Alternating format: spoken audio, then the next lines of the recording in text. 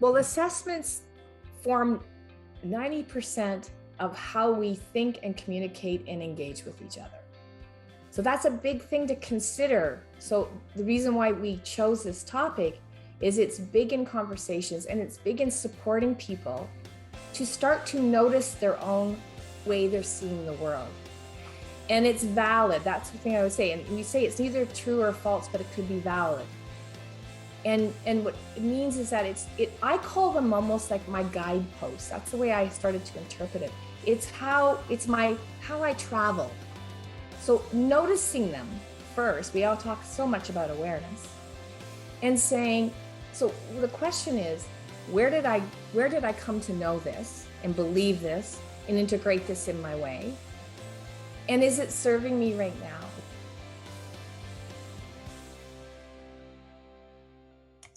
There you go. Is that better? Back to normal. No kitchen conversation today?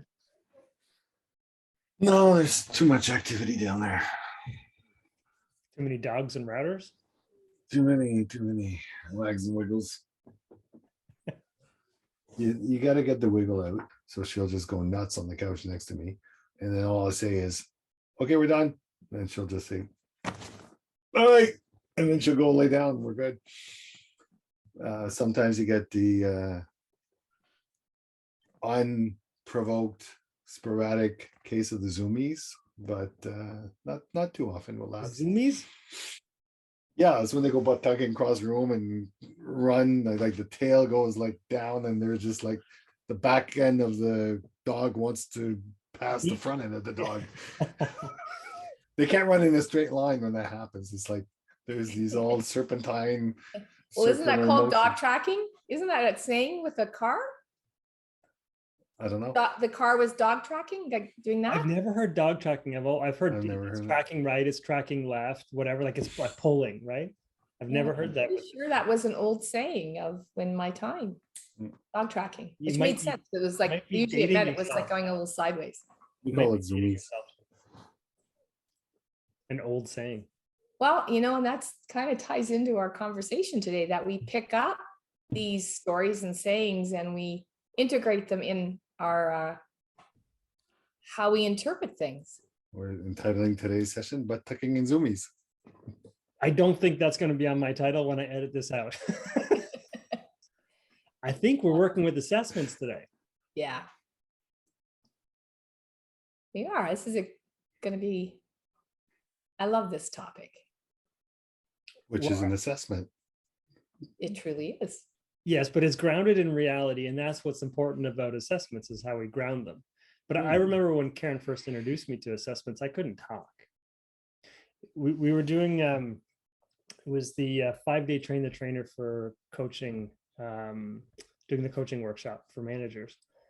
And I remember sitting, I think it was the day after learning about it, we were sitting in the bar having drinks afterwards, and we were talking about assessments, and I felt like I couldn't speak because I felt like everything that I was going to say was like a lie, or at least a version of reality from my point of view. And I'm like, that's not the truth, or at least that's not the truth for everybody. Or like, I literally caught myself not being able to speak.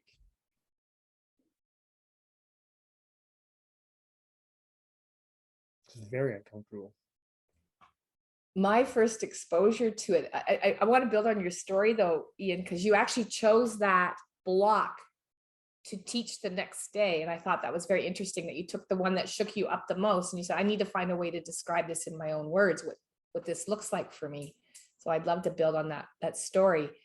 But I remember the first time I learned this, I remember leaving that day and I sat out in the sun. It was in PEI, Charlottetown PEI, and I was sitting and I was letting the sun beat on me. And the teacher came over to me. She says, well, you seem like you're somewhere else right now. And I said, I don't know what to do. Like all this time, like what I'm learned is that our assessments are the way we view the world, our current reality, and that it's something you can shift, you can shape, you can keep, you can let go of. I said, I feel like, there's no ground anymore. Like I felt so sure of so many things. And now I'm not sure about so many things. I need to so it really helped. It had really, I would say, took the rug right out from underneath me.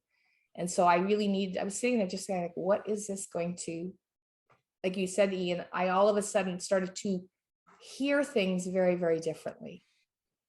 So it was a period of time where I needed to just really observe this and say, well, what am I going to do with all of it? What I know now, how does this shape my conversations, the decisions I make, the choices I make, the way I listen to other people? Like it was a real big, I don't know. So Karen, let's give people, let's take a step back and let's give people the Karen's Dictionary's definition of assessment. Well, assess. Okay, so I learned. Thanks, Mark. I kind of wanted us to go there too, just to have Okay. as a beginning point, but this is great. This is perfect. Yeah. Well, assessments are how we view, and I actually, to be honest, I would like Ian to do it, because Ian has really mobilized this in the work we do together. So am I going to be, do you mind, Ian? I'm putting you on the spot, which, you know, this is unscripted, folks. I'd really like you to tell your story your way, and I'll add in. Yeah, that's perfect. I was just going to say, just add in where you feel like there was a blind spot. So when I first took on, like I said, it was a train the trainer for the coaching practices for managers. And the way that whole week worked, you needed to produce your section of that workshop, so that you'd start embodying some of the material, so that when you went out into the real world and delivered this workshop, you would have like some pieces of it. And I chose the working with assessments, and I was trying to figure out what's the version that I could say that I could own, that I could share my version of what assessments were. And I remember taking my contact lenses out or putting them in, and I remember looking at it and I could see that the contact lens had a shape, and it had color, and it had distortion. And I started playing with the metaphor, which is one of my gifts, and realized that if I could tie my view of the world through this contact lens, I think that's how we see and how we interact with people, is through this lens of life. So I said, if you can all imagine holding up a contact lens, like a giant contact lens, you can see the color, you can see the distortion, you can see the tint. And that in doing so, this is essentially how, here, let me start that again. So when we're growing up, we're adding to that contact lens. We are adding color and distortion and whatever based on the experiences we had growing up as a kid, by the parental modeling that we had, the culture that we were steeped in. All of that stuff helps us form that lens. And we make all of our decisions and form our opinions and our judgments through that lens. This is good, that's bad, this is right, this is wrong. Whatever our opinions are, they're all formulated through that lens. But because it's up against our eye, you don't actually see the lens anymore. It's just a part of you. But at some point in your life, you're going to recognize that not all of the thoughts that you have are the truth. They're your version of your reality through your lens. So when you're able to acknowledge and lift that lens off your eye, you can go, oh, okay, hold on a second. That's what I learned, but it's not necessarily the truth. It's my version of reality. And we all have our own contact lenses looking at the same situations, but we have very different views on what life is.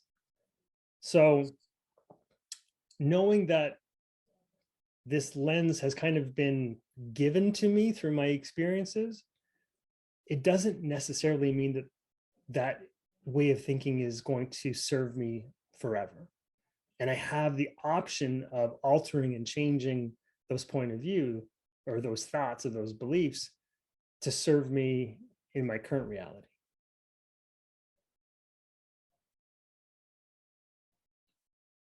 What do you want to add, Karen, to help round that out? Well, assessments form 90% of how we think and communicate and engage with each other. So that's a big thing to consider. So the reason why we chose this topic is it's big in conversations and it's big in supporting people to start to notice their own way they're seeing the world. And it's valid. That's the thing I would say. And we say it's neither true or false, but it could be valid.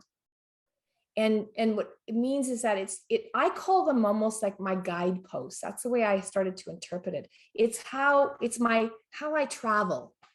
So noticing them first, we all talk so much about awareness, and saying, so the question is, where did I come to know this and believe this and integrate this in my way?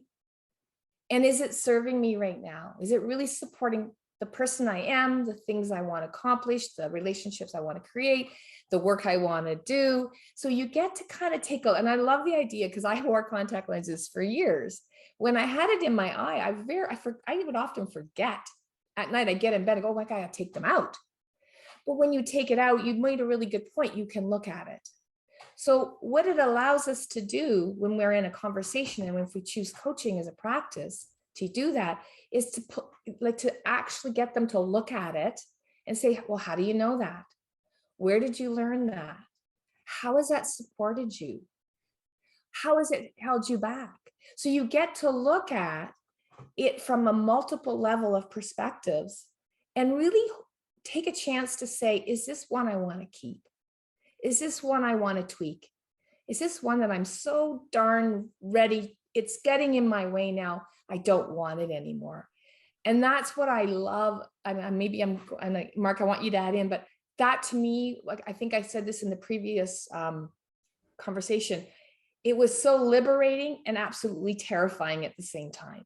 Because now I could choose a different way if I wanted to. I could let go. And sometimes I say, it served me well. So there could be a grieving process when letting something go.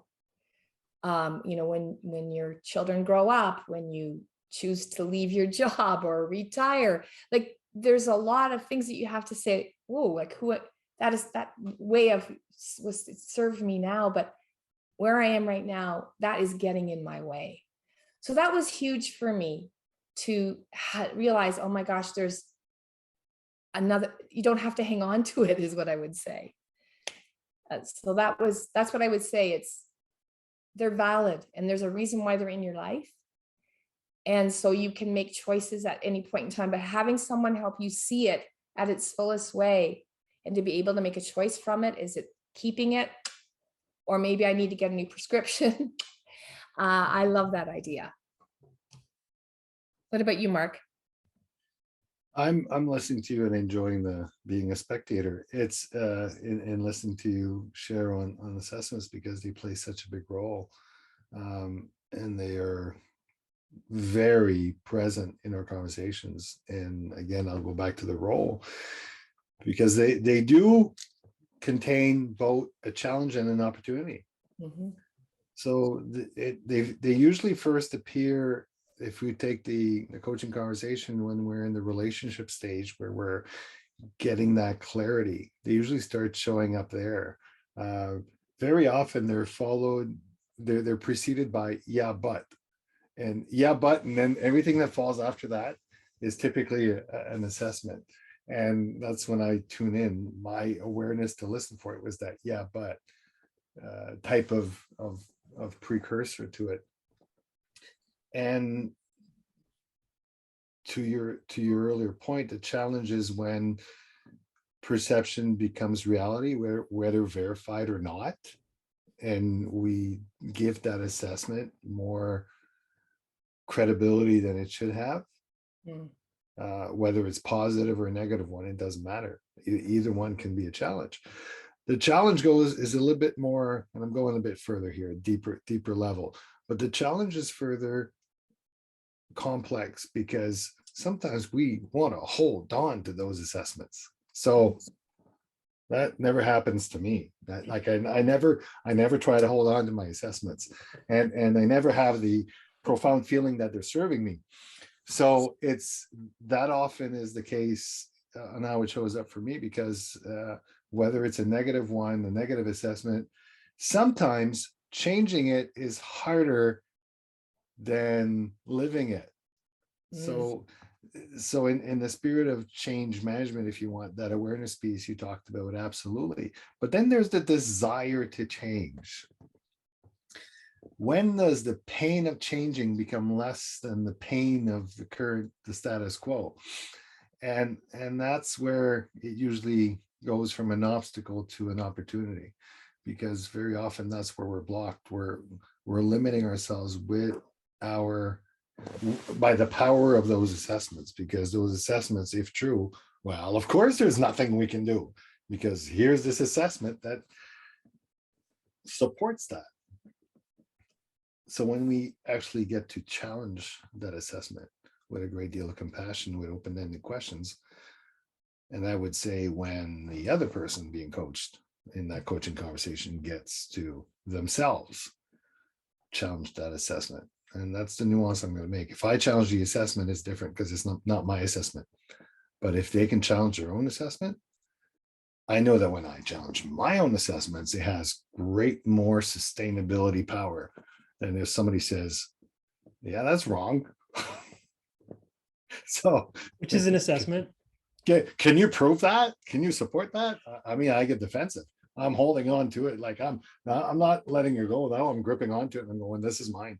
Yep, I am going to defend it to the death. So I guess that's my take on it. That's my experience on it. It's a never ending one. So being aware that it's there and having that awareness and power to challenge it, I think is crucial. I think that ties in nicely with what I wanted to add into that, because I'm going to pass on my beliefs or versions of my beliefs to my kids. They're going to take on some of the way that they were raised. I'm creating an environment that they're living in and they are having their experiences of life. So I know that they're going to pick some of this stuff up, and some of it's going to serve them very well, and some of it is not going to serve them very well. So I see it as my job as a parent, not to tell them that that belief's no good and they shouldn't use it, but to be able to challenge them and teach them how to challenge their assessments, so that as they develop through life can then ask themselves those questions. Does this way of seeing life still serve me? So at every turn that I get, when they come home from school and say something like, I'm not smart enough, or I'm not good enough, or whatever, I'll ask them questions to try to debunk those versions of what they think about themselves, so that they start to see that they can challenge them. They don't have to hold on to those beliefs, and that they can pick a different route, pick a different way of seeing things, so that, again, in the future, someday, they can do this for themselves. They can notice when something no longer serves them. And it could be even a slight tweak. We don't always have to give it all up. So I remember my mentor, Paul Lefebvre, he was coaching ADMs, and he told me, he told me one day, the ADMs in that's assistant deputy ministers in government. He said, they're like soldiers, they're good soldiers, because they're just at that position where and he said this one particular ADM he was coaching him, and he had gone to the doctors. He was 40 years old. He was basically told, if you don't get your stress down, you're going to have a heart attack. Like, this is life threatening for this. He's got all the markers in his blood work. And his assessment was, I am responsible for everything. Like, this role, this is my job, and I have to do something and so they worked with this assessment. And Paul said, what if you said, I will do something about everything, versus I am responsible? So adding that word for him, he said he could just see the whole body start to relax, that it wasn't this idea of being this weight of I am responsible for everything to I have a role to play and I have to do something. It literally lifted his weight of this particular piece. Because one thing Paul would ask me when I was being coached, the question he would ask is, what amazing quality is getting in your way right now? We often think it's a negative or unhealthy, or, but often our gift or our natural, like what we bring to the table, I'm going to use the word, we're overusing it. It's like the hammer in the toolbox, that it's so easy to grab. It's actually starting to pull us down, especially when we're trying to look at another way or move through something. We get in our own way, and it's our gift, because and I want to, hopefully we'll talk about the shifting of language around, we see things as positive and negative. You actually started this, Ian, good and bad. When I used to facilitate, and Mark, I know you've done a lot. I mean, I train that way. Let's look at the pluses and the minuses. Let's look at the pros and the cons. And when we started this practice that we all learned working with assessments, we shifted we actually had people start with, tell us your 2 positive attributes about yourself and your 2 negatives. And then we taught this process called, okay, now look at your positive. What is it opening up for you? What does it allow for you? And what is it closing down? So what we started to see is that even when we have labeled it, assessment, as a positive, when we make choices, it opens up things, but it was closing down as well.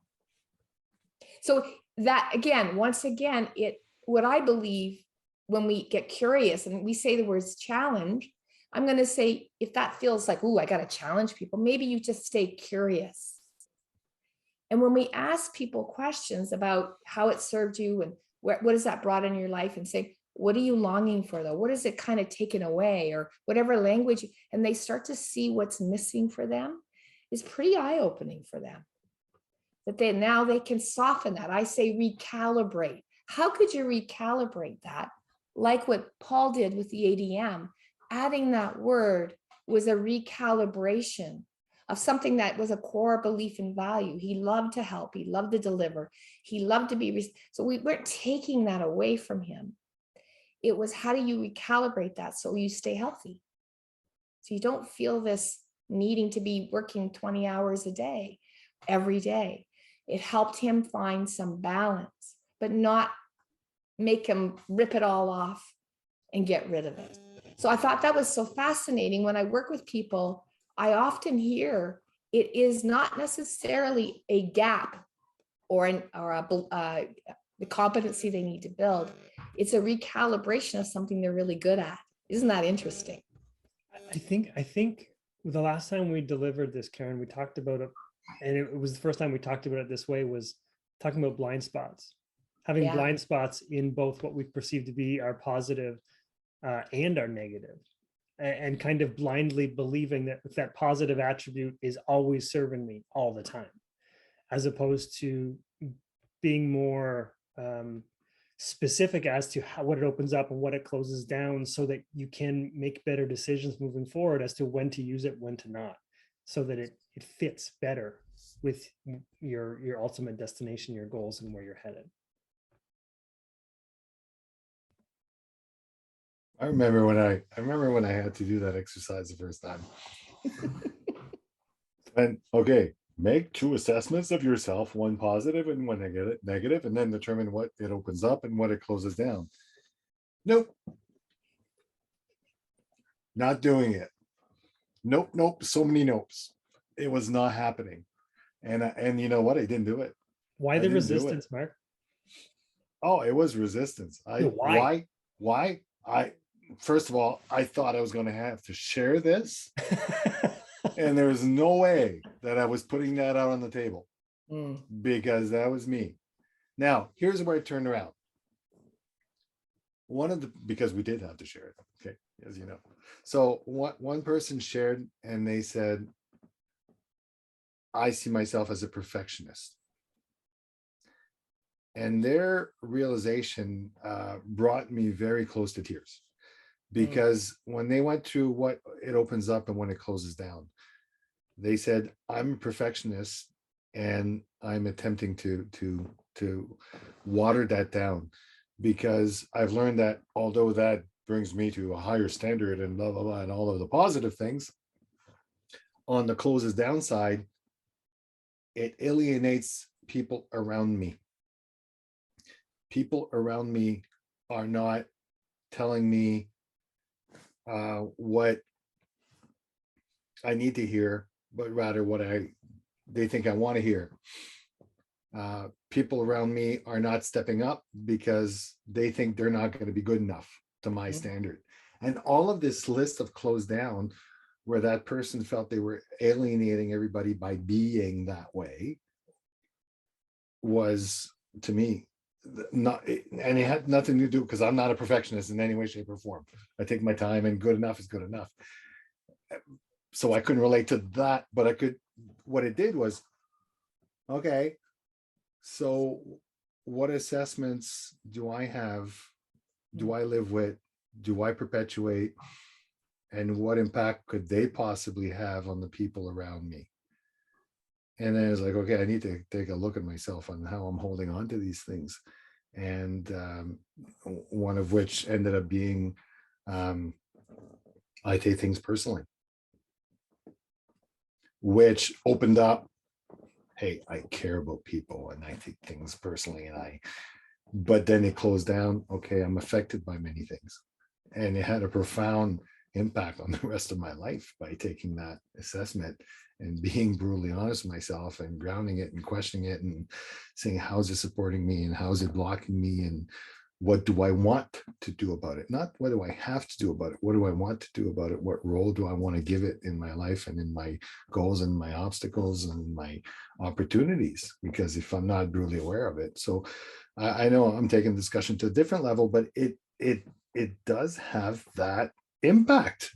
It can have that impact. It can, depending on what weight we give it. So it's not only that we have these assessments, it's also the weight that we give to them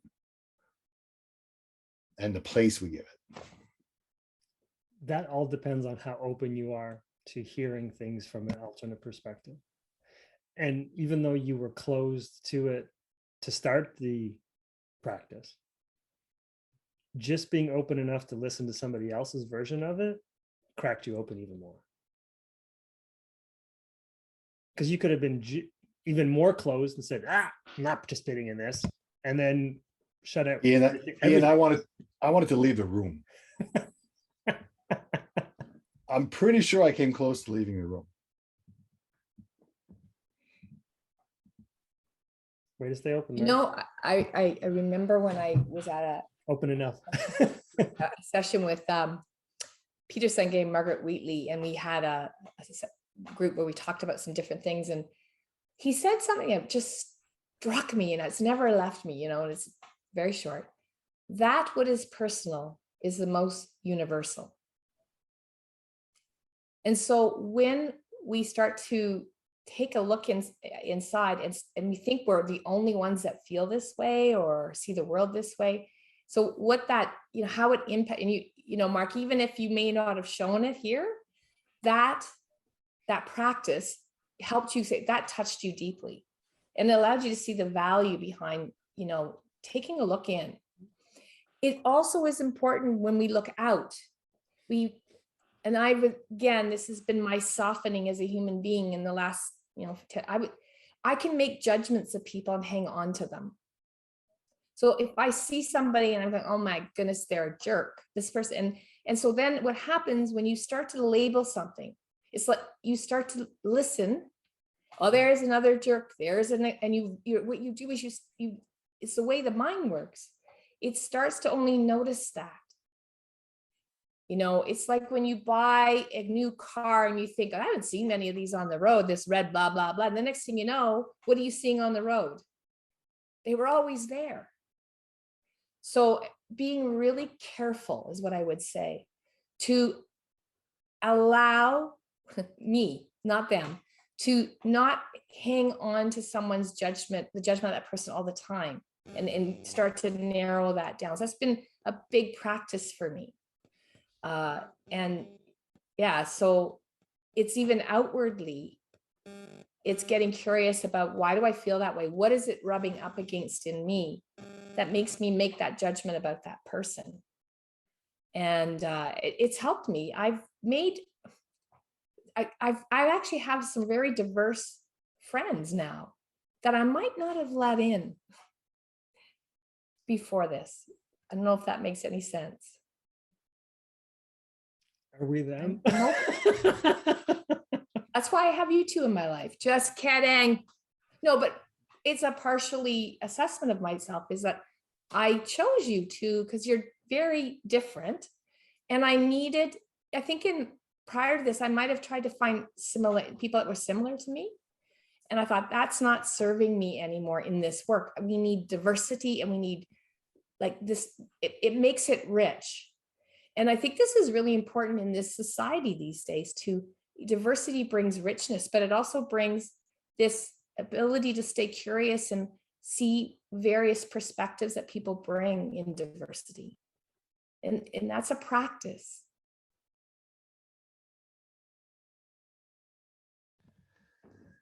How does this show up in our conversations? I know, getting back to the example, I know that I've, in working with assessments and challenging assessments, however you want to treat it, I know that I've developed, and I'm still developing, an ability to be aware that that could be an assessment in the context of the situation, the conversation. So tying it back to the open-ended question and assisting that person to raise that awareness and the desire to, what role is it playing, by asking questions like, well, why did you say that? Or tell me more about what you just said about yourself, and what role does that way of being have in your situation, in your life? And that's usually thinking back about the person who said that they were perfectionists, because probably the pivotal point of that discussion or that presentation or that testimony from that person was, they said, this has made it that I do not know people around me. I do not know who they really are, because who they show up with me is who they think I want them to be. And that's pretty profound. So what role does this way of being have in your life is very often a pretty, I guess, enlightened moment in a conversation. But just asking the question, like, why would you say that? What, or what's that role? What's that doing in your life? How's that impacting your life? Mark, if I'm understanding you here, I think part of what you're driving at is, I mean, we're all going to use assessments, but it's how we use assessments that are going to support the conversation. Yeah. So you're talking about opening it up by asking questions to get clarity, but part of that is to ground it in some kind of observable truths for them, so that they can use that new information to make a better decision by grounding it in reality and observable truths. So that, I don't know, I think the example we used to use, there was something about, somebody's always late. And then instead of it being somebody's always late, it's, I've noticed that you've been late to our meetings 5 of the last 7 times by about 10 minutes. And this is how it affects me, you, and the group. So bringing it down to tangible things so that it's usable, not just a flippant, he's always late. And then what we're focusing on is the assessment that he's always late. Instead of, okay, so now that we have these tangible things that we've got in front of us, what are we going to do about it? Why is this lateness perpetual? Is there something that we can do? Is there something that's getting in your way? Is there something we could do to support you? Like by doing that, you open up the conversation to have tangible things that can happen, possibilities, and then future action that's going to change the result that you ultimately wanted when you said he's always late. I always like the thermostat example. It's warm in here, it's cold in here. I always like that one because it's simple, and it's warm in here is absolutely an assessment. It's 20 degrees, that's based in fact. But it's warm in here is going to be the truth for everybody in the room, except for those who think it's cold in here. That's why Julie and I sleep, and she's got the duvet, and then I fold the duvet on top of her, where this room is way too cold, and I am almost. But you see, you came to the realization that you have two different perceptions of It's the even the same. most basic It's the thing, same which is- temperature. It's yeah, the same temperature.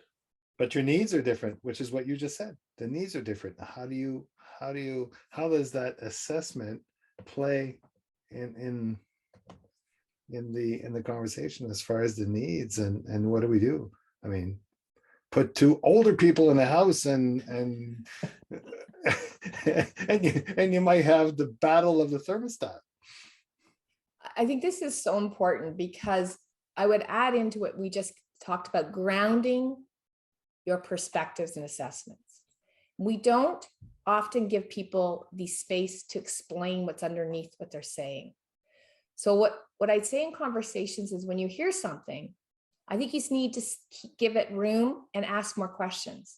And I just had a conversation with my husband this morning, okay, so why are you making that decision? Tell me what's behind that. What has been happening that's made you to come to that decision today?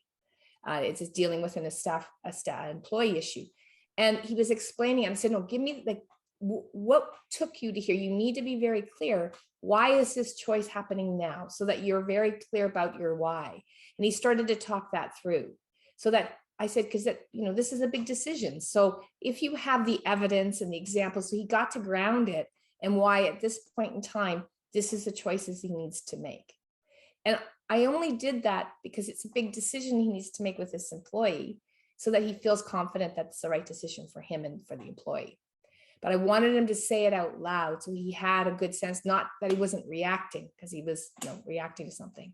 So that's what I would say is one thing. And then what I like to do is let people have that space. If I'm just in conversation with another person where it's very different perspective on the situation, and then I can say, can I share where I'm at on that in my view? So they're ready.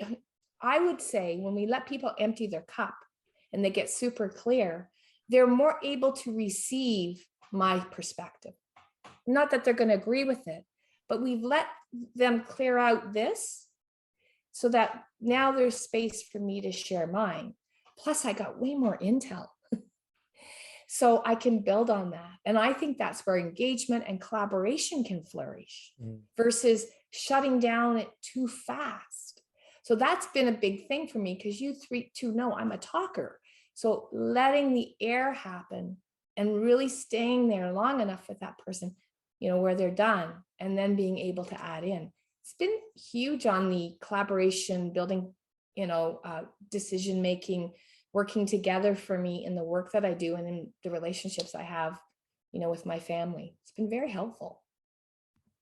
I'm gonna make an assessment, maybe a generalization at the same time. Sometimes we have the urge to want to be right. It's probably the root of many arguments. And switching that to being right versus doing what's right is key. And sometimes the difference between both is the realization that maybe challenging that assumption, which is the basis of me wanting to be right, is maybe not there. I heard this week that we are no longer considering, in the federal government, we consider multitasking as a negative, where multitasking used to be that one thing that you said in an interview to get you through to the next level. I am a multitasker. That is my greatest strength. I can do. And that was like, okay, man, you're in. We need multitaskers. Now it is a no-no. If you say that, you are like, people are writing like, okay, multitasker, not good. And you're not getting through because they've realized that that could be an impediment and I'll spare you the details for another conversation. But when I challenged it and I said, well, what if we took the multitaskers and put them in areas where the multitasking is an asset? So is multitasking all bad, or are there some areas where it could be?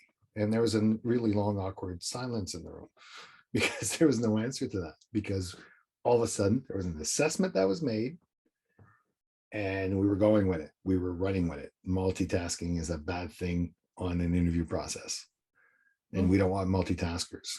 So that assessment took on a whole culture, which is pretty strong, but we want it to be right because studies show that multitasking can lead to, instead of doing what's right, which is working with it.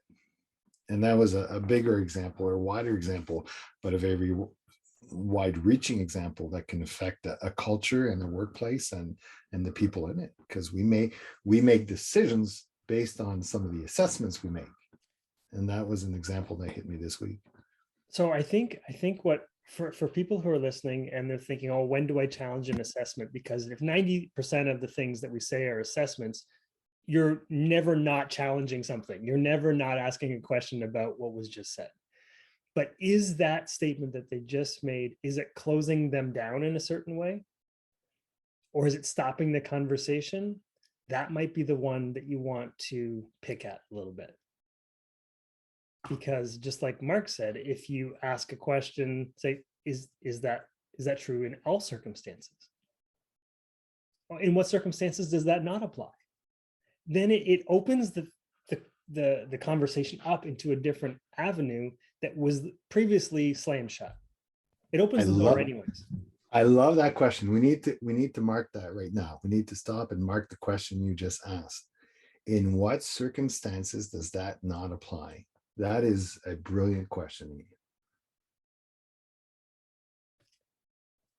Motivated by I just will say to you, yes, and that question will be answered with a multitude of assessments. You see how it just becomes, so we need to know that this is how we interpret, unless there's so that's really important to realize that even that question is going to open up more assessments of what that means to people. So the grounding part is so important, is what I would say to you, that when we can really ground our whys around that. So it's that staying with, okay, so tell me more about that. And that really grounding is so key, because that question will I'm going to give you my perspectives of when that doesn't work, and Ian's going to have his. So it's okay. This is assessments open up things. And so you need it. It's messy. We talk about that a lot, and messy. And so this idea, but the question needs to be asked. And I find it I'm blown away, Mark, that that's being put out there now in the world, because we're starting to know that the next generation is definitely multitasking. This is the way the brain has been developed in them. Right? With the electronic world, like it's a generation of being distracted and multitasking. And so we have to really understand more. This is a big piece. So, but there you go. There's a decision that's been made up here. I love this story, by the way, Mark. The culture saying multitasking is now in an interview, it's an X. Like, wow, what a big, decision to make around that. So I understand. So it was grounded partially by, you can never truly multitask. You are never truly, you're just doing one thing then another, and you're jumping from one to another, but you're never really truly doing two things or more at the same time. I can buy into that, and I understand the effect on attention and efficiency and attention to detail, but you're right. People used to not be able to chew gum and climb stairs at the same time. Now they can chew gum, climb stairs, and text their friend that they're climbing the stairs at the same time and asking if they need anything from downstairs. So it's happening. Like a nurse in triage, right? You are constantly having to reassess and shift between this broken thing and that bleedy thing and whatever. You have to be able to do multiple things at the same time. Yes, you have a specific task in front of you, but to manage and hold all those things is a real talent. But maybe that may not be the right person for that different kind of job.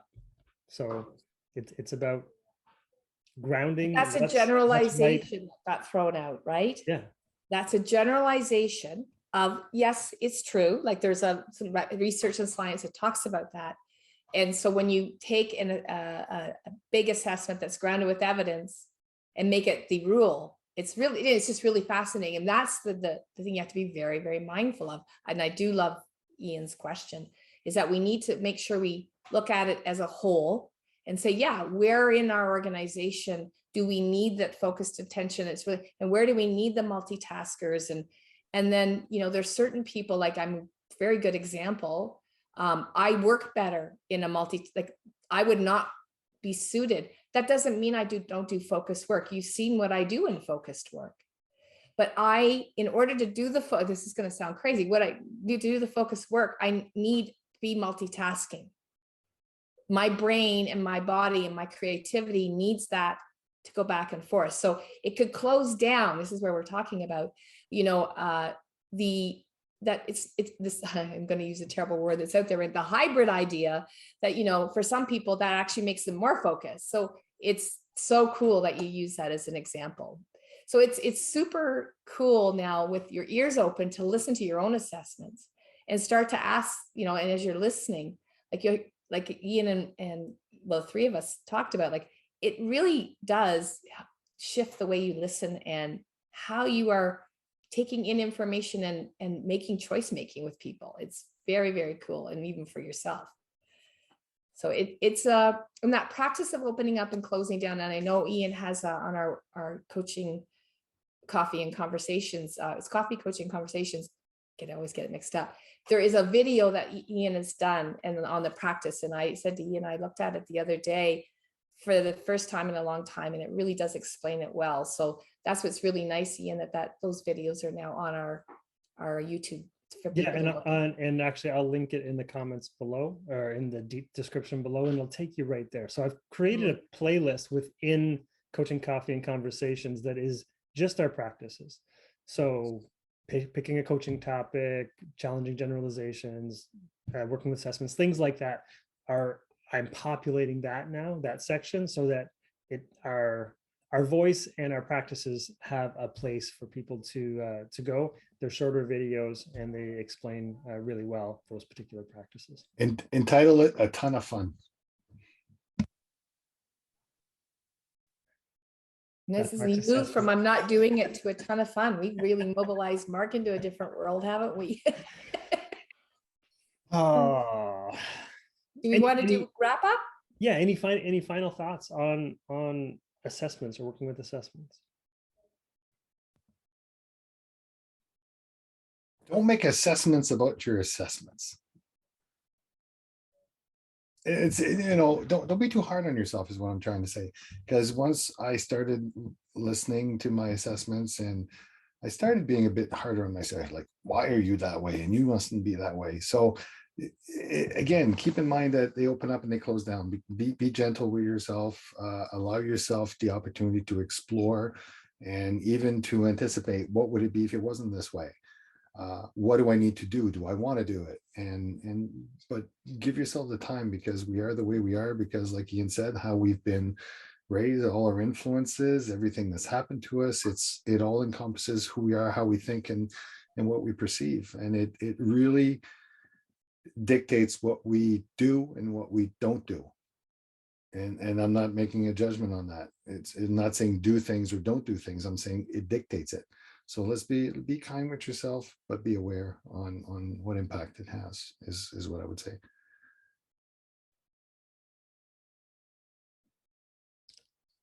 I would say, just in furtherance to what Mark just said, start off by just being an observer. Just notice some of the ways that you think and challenge if that way of thinking still serves you. You don't have to do anything about it right away. Just notice it. Notice it. And if that way of thinking is keeping you from enjoying life in some way or doing something that you really want to do, maybe you want to shift how you think about that and pick up a new way of thinking. I would say that they're valuable and valid, and they're never permanent. So pay attention to them. They are valuable and valid, and you can make a choice. And I love the idea of just listening to your own thoughts. It's a great way to start. No one needs to notice that. And just asking the question, How do I know that to be my truth? Because Oprah has a saying, when you know better, you do better. And with that, we'll see you next time on Coaching Coffee and Conversations. Bye. Bye.